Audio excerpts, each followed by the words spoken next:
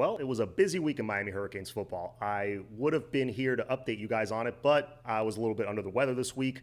I was kind of out of commission for a few days, but I'm back now. So I'm going to take this opportunity to kind of catch you guys up on everything that happened during the week. So grab your cafecito and let's get started. All right, so let's begin with the really big recruiting news earlier this week.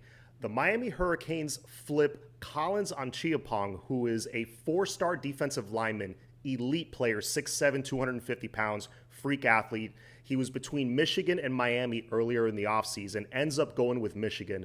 Michigan, on top of that, ends up having an unbelievable year. They're still undefeated as we speak. I'm recording this early Saturday afternoon. We'll see what happens in the Big Ten Championship.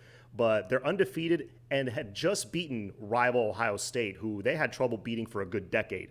Beat them. They're a national contender. If they take care of business today, they're going to the playoffs, right? And Miami just had a 5-7 season.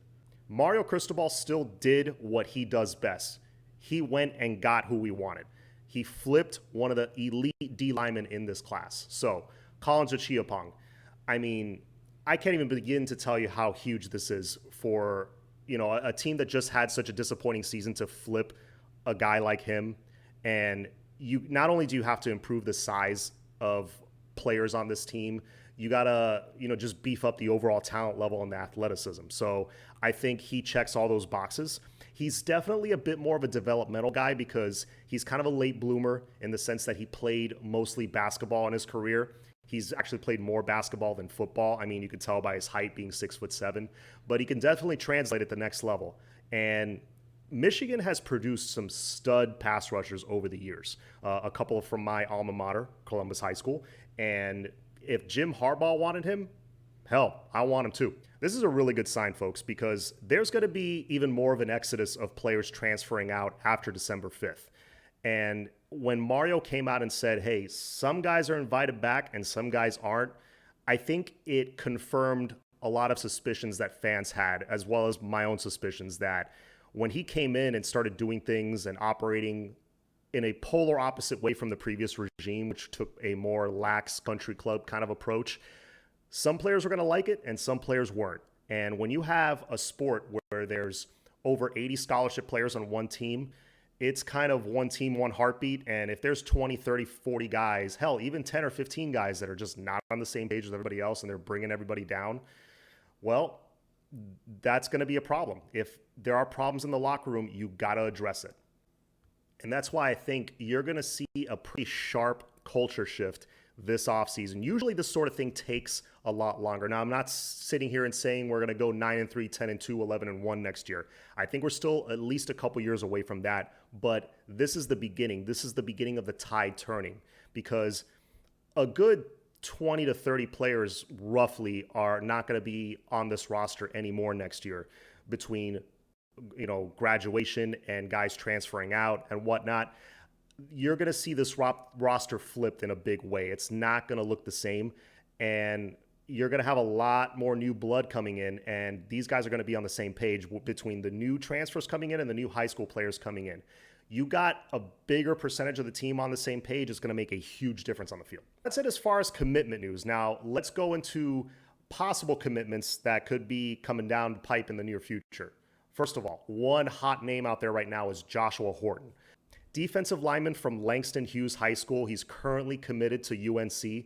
He's a 3-star defensive lineman, but a lot of people are wondering why, because the scouts absolutely love him.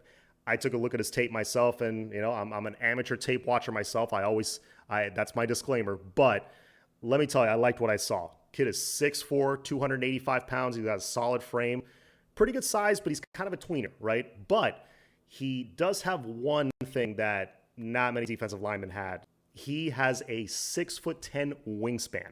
So that's something that could really help him in the passing game, knocking down passes, obviously getting leverage on blockers, and being just an overall good pass rushing threat from maybe that 3 technique D tackle position. Or, maybe he leans out a little bit and plays defensive end. I don't know. Again, he's kind of a tweener.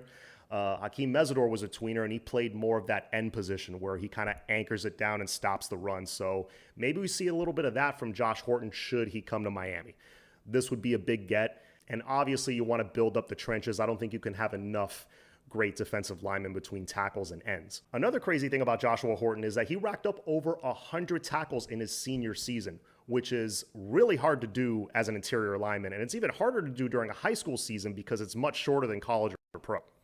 At the moment, Horton has a couple of crystal balls going to Miami, so let's see what happens in the coming days. It could get real interesting here real quick. Of course, as far as hot names out there, if I'm talking defensive line, I can't not mention Rueben Bain. First off, his nickname is Hurricane, so let's start there. Second of all, he's a local kid. He's a Miami legacy, and he's racked up a remarkable 55 sacks in his high school career, the majority of them coming the last 2 seasons. Listed around that 6'3", 250 mark, he's not going to impress you with his size, but this young man has an uncanny ability to just get to the quarterback. I don't know if it's something learned, if it's instinctual, if it's a little bit of both, but the kid has a gift. For the longest time, it was a 2-horse race between Miami and Auburn. But with the recent coaching changes at Auburn, Hugh Freeze being hired as their new head coach, he's most likely going to bring in his own staff, meaning the assistant coaches that were recruiting Rueben Bain, that were building that relationship with him, are no longer going to be there. So that absolutely changes things and favors Miami. If you go on 24/7 Sports and look at his crystal ball predictions, they're pretty much all going Miami. A lot of those predictions were from the summer, but there was a recent one just 48 hours ago from an Auburn insider having Rueben Bain go to Miami as well. So let's see what happens. Again, this next week or two maybe could get real interesting. Rueben Bain has always said he's going to wait the entire recruiting period and probably announce closer to the early signing day, which should be coming up in a couple of weeks.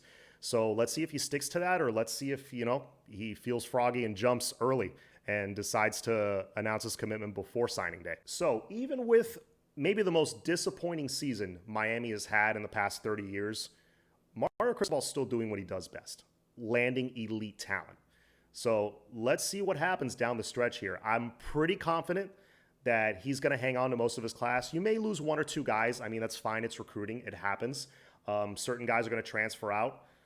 It is what it is. But I think Miami is going to finish very strong here. They could get another big flip or two. They could, they could land a couple, maybe 2, 3 more big names before this, recruiting cycle closes out. It's going to be fun, and I think it's a sign of things to come. And obviously, TVD and Jake Garcia announcing that they are coming back for another season is fantastic news. I mean, first off, you're getting stability at the most important position in sports, so that's great there. Second of all, it helps recruiting. What if you're a talented wide receiver and the quarterback position is kind of an unknown? Not anymore, because barring injury, we all know what TVD is capable of. And TVD is not happy with how things ended this season. He's not. And when you look at the best athletes over the years, there's no bigger motivator than ending their college or pro careers on a high note.